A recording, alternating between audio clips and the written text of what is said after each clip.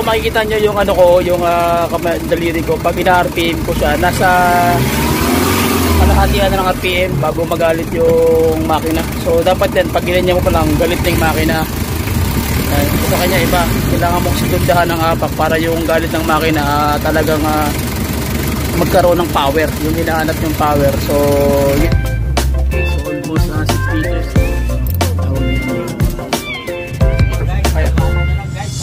Shout out sa ating 5W40.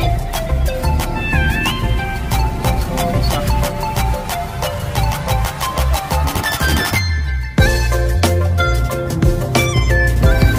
Yan yung RPM niya, expansive na masyado.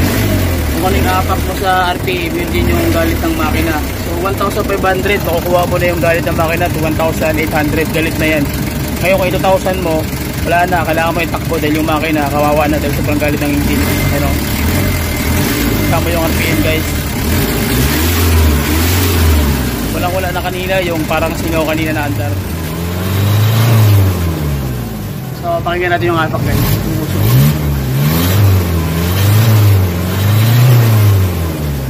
Okay. Wala lang usok. Panat.